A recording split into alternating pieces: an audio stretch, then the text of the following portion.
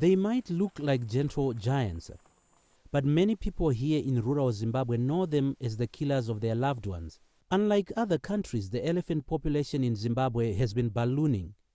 That's thanks in part to successful conservation efforts. But that success has escalated the conflict between humans and wildlife, and people are paying the price in a territorial dispute. During the dry months, elephants move in search of water and food.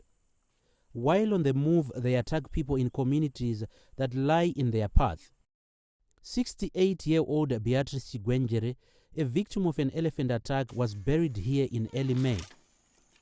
Her brother says she was knocked down by a bull elephant while harvesting a sorghum crop. This incident really shocked me. I'm still in pain. We are aware that wild animals like elephants are a treasure to the country. But when they kill people, they are now a threat. Nema is now afraid of working in these fields, the place where his sister was killed. And rural farmers like him are losing more of their precious crops. This is predominantly an arid region where small grain crops like these ones do well. But now the competition is now stiff between wild animals like elephants who are constantly coming to destroy these crops. These rangers from a private safari company have tried to help when elephants attack, but they are overstretched. Half the time, they are late to arrive at the scene of attack because of the distances they have to travel.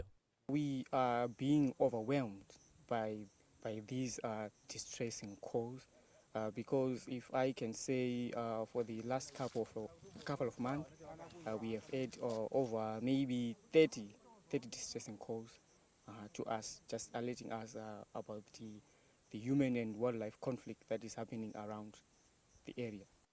The Zimbabwe Parks and Wildlife Authority says it doesn't have the resources it needs to deal with the problem.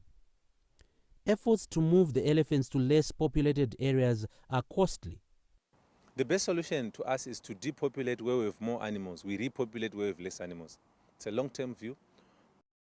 But for communities like these that live close to parks, there is no short-term solution to this human-wildlife conflict.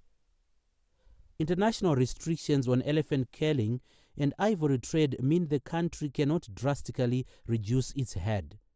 So, Zimbabwe's elephant population continues to grow.